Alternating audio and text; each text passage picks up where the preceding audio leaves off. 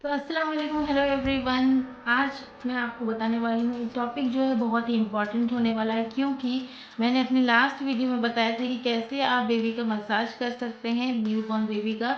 और बहुत सारे रिक्वेस्ट भी आए थे कि जानने के लिए कि जैसे कि बेबी का सुसु जो होता है यानी कि पी कब कब करता है, उसके हिसाब से भी आप वीडियो में बताएं। तो आज का टॉपिक जो है बहुत ही इम्पोर्टेंट होने वाला है, एकदम डिटेल बिट में आपका क्लियर करूँगी। जब आपका बेबी मुंह से निकल के जब बाहर आता है, डे 1 से लेके आपको उसको कैसे केयर करना है, और वो चीज़ फर्स्ट मंथ यानी कि जो पहला महीना होता है आपका न्यू बॉर्न बेबी के साथ आप कैसे सब कुछ मैनेज कर पाएंगे इजीली, उसके ऊपर आज की ये वीडियो है। तो होप आपको वीडियो बहुत पसंद आएगा, तो एंड तक ज़रूर बने रहे। तो चलिए without any further delay topic को स्टार्ट करते हैं। तो सबसे पहले हम करते हैं कि जब हमारा बेबी का बर्थ हो जाता है तो फिर आपका क्या आइडल वेट होता है। तो यहाँ पे देखिए, आइडल वेट जो बोलेंगे कि जैसे कि अगर आपका बेबी 2.5 केजी से 3.5 या तो 4 केजी तक है तो वो आइडल वेट में आता है, तो फिर आपको घबराने की कोई बात नहीं है।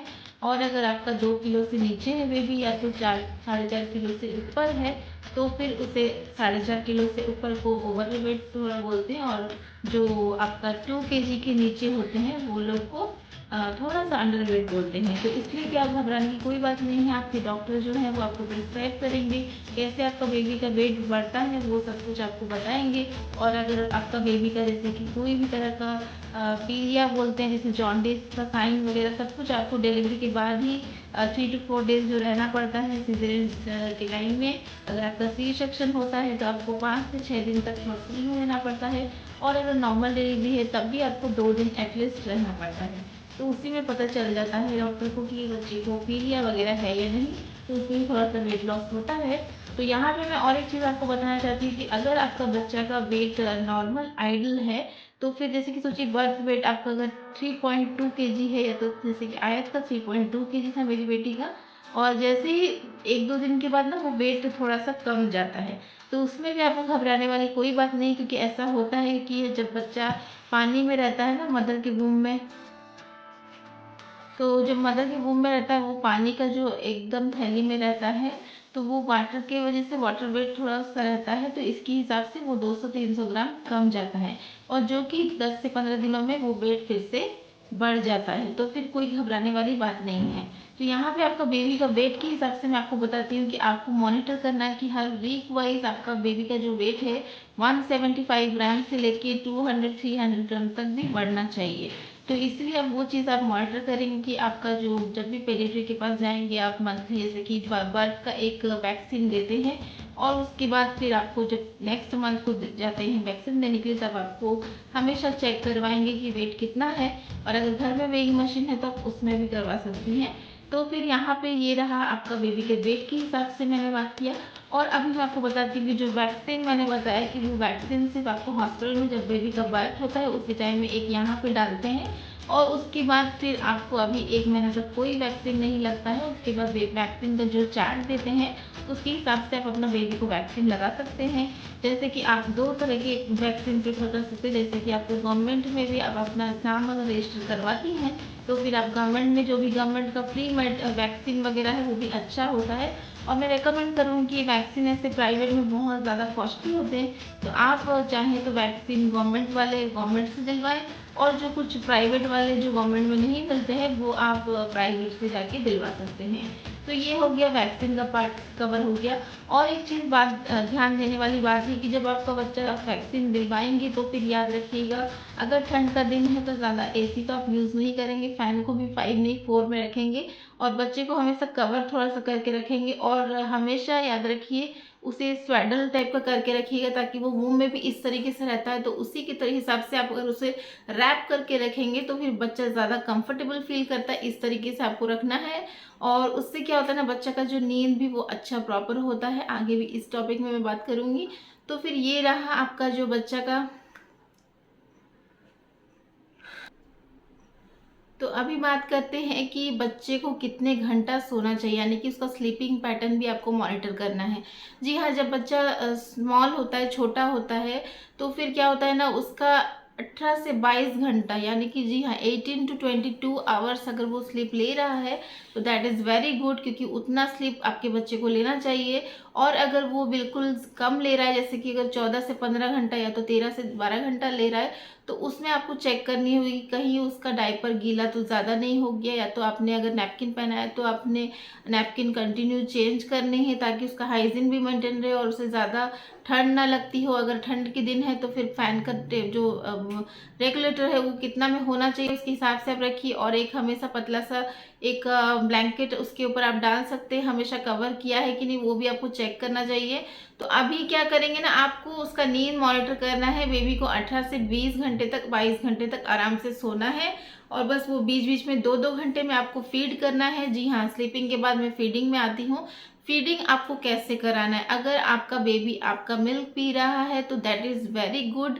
तो आपको क्या करना है, हर 2 घंटे में बेबी को 15 मिनट्स मैक्सिमम फीडिंग करवाना है। और एक चीज़ बहुत सारे गलती करती है यहाँ पे महिलाएं, क्या न्यू मॉम जो करती हैं गलतियाँ, अगर सोचती हैं कि अगर हमारा जैसे कि ब्रेस्ट में दोनों ब्रेस्ट में इसमें 5 मिनट 7 मिनट्स उसमें 5 मिनट 7 मिनट, इस तरीके से आप फीडिंग मत करवाइए। अगर आपने एक टाइम में 10 से 15 मिनट फीडिंग करवाना है तो आपको वन साइड यानी कि राइट साइड जहाँ पे आपको जो ब्रेस्ट में आपको हैवीनेस ज़्यादा होगा वही ब्रेस्ट से आप पिलवाएंगी। तो उसके हिसाब से राइट साइड से अगर आपने शुरू किया तो आपने फर्स्ट फीडिंग राइट साइड से करवानी है, और उसके हिसाब से राइट साइड में जब फीडिंग हो जाता है बच्चे का 10 से 15 मिनट, तो फिर जब आप 2 आवर्स के बाद सेकेंड फीड करवाएंगे तब फिर आप लेफ्ट साइड से प्रेफर करेंगे। ताकि जो है बच्चा भी, अगर देखिए अगर वो सकिंग करता है ना तो फिर जब वो सक करता है तो 5 उसे 3 to 4 मिनट्स लग जाते हैं सक कर करके मिल्क को अच्छे से प्रेशराइज होके उसके टंग में मुंह में आने के लिए।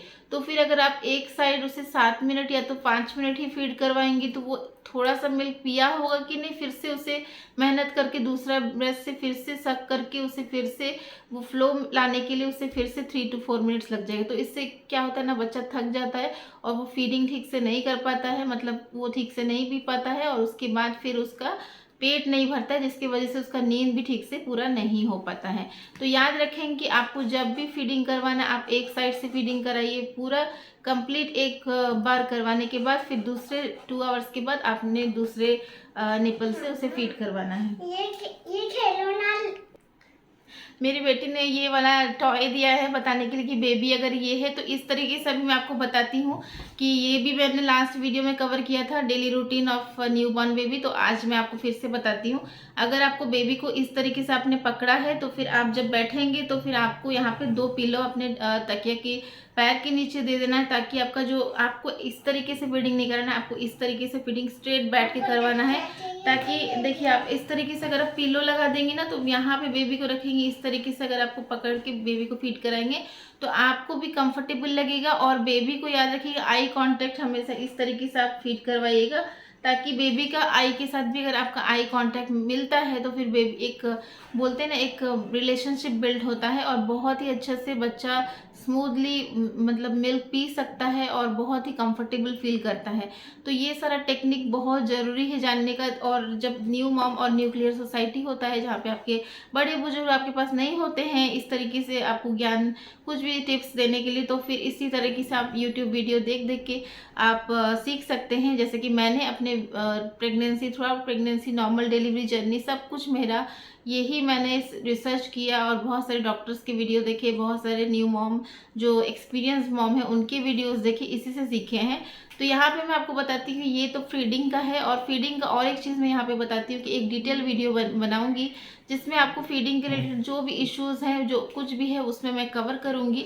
और मैं एक छोटा सा और एक चीज़ बता देती हूँ आपको कि जब बच्चा फीड करता है तो आपको हाइजीन भी मेंटेन करने का बहुत ज़रूरी है, यानी कि आपने हर फीड में से पहले मैं भी बोलूँगी।